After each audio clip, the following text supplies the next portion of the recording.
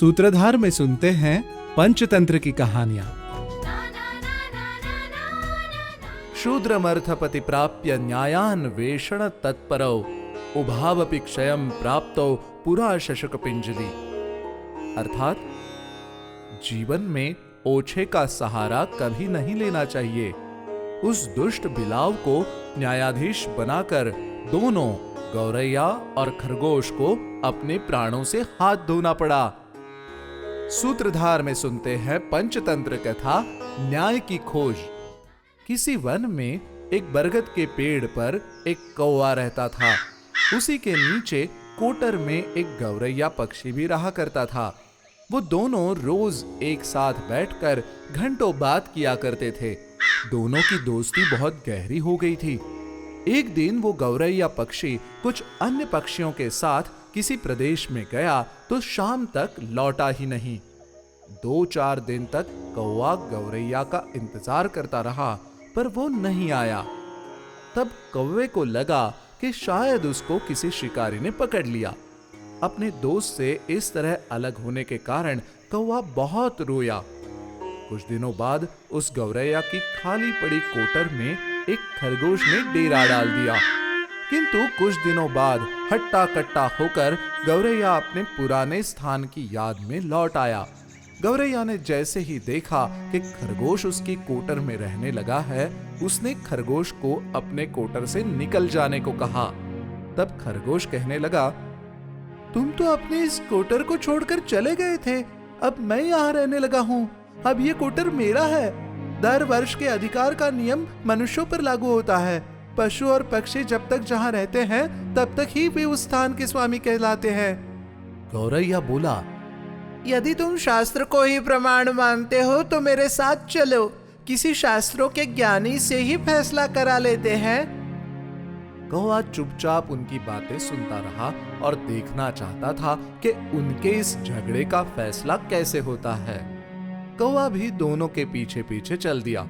पास ही रहने वाले तीक्ष्णदंष्ट नामक एक बिलाव को उन दोनों के झगड़े का पता चला तो दोनों को अपनी शिकार बनाने की इच्छा से वो ढोंगी बिलाव आचार्य होने का नाटक करने लगा और एक टांग पर खड़ा होकर अपनी आंखें मूंद कर उच्च स्वर में कहने लगा, इस संसार में प्राणी केवल 2 दिन के लिए आता है।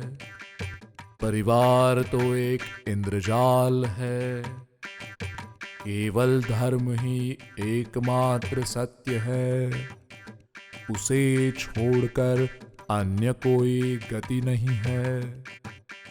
बिलाव की ऐसी धर्म से जुड़ी बातें सुनकर गौरैया खुश हो गया और खरगोश से बोला, आओ नदी के किनारे बैठे इस महात्मा से अपने झगड़े का हल करा लेते हैं। खरगोश बोला, अरे भाई ये तो हमारा दुश्मन है। गौरैया ने कहा, अच्छा तो चलो कुछ दूर रहकर ही इससे पूछ लेते हैं। खरगोश के सहमत हो जाने पर गौरैया ने दूर खड़े होकर और अपने झगड़े की कहानी सुनाकर बिलाव से न्याय करने को कहा। इसके साथ ही उसने ये भी कह दिया कि जो हम दोनों में से झूठा निकलेगा उससे तुम खा लेना। ये सुनकर वो ढोंगी बिलाव बोला, राम राम, ऐसा मत कहो। मैंने तो अब जीव हिंसा छोड़ दी है। मैं तो अहिंसक बन चुका हूँ। मैंने किसी भी जीव को अपना आहार बनाना छोड़ दिया है। हाँ, तुम दोनों के झगड़े का फैसला मैं अवश्य कर सकता हूँ, पर बूढ़ा होने के कारण दूर से मुझे तुम्हारी आवाज सही तरह सुनाई नहीं दे रही है। इसलिए तुम दोनों बिना डरे मेरे पास आकर अपनी बात कहो, ताकि निर्णय करने में मुझसे कोई भूल ना हो जाए। उस दुष्ट ने खरगोश और गौरैया दोनों को अपनी चिकनी चुपड़ी बातों में फंसा लिया और जैसे ही वो दोनों उसके पास पहुंचे तभी उस ढोंगी बिलाव ने झपट्टा मारकर एक को अपने पैरों के नीचे दबोच लिया और दूसरे को अपनी तीखी दांतों से चबाने लगा। सीख तो हमने कहानी में देखा कैसे गौरैया और खरगोश कोटर के लिए आपस में लड़ने लगे और उनके इस लड़ाई का फायदा उठाकर किस प्रकार से उस चतुर बिलाव ने उन दोनों को अपनी चिकनी चुपड़ी बातों में लेकर अपना शिकार बना लिया। इसीलिए कहा जाता है, जिन लोगों की नीयत सही नहीं होती उनसे दूर रहना ही भला होता है।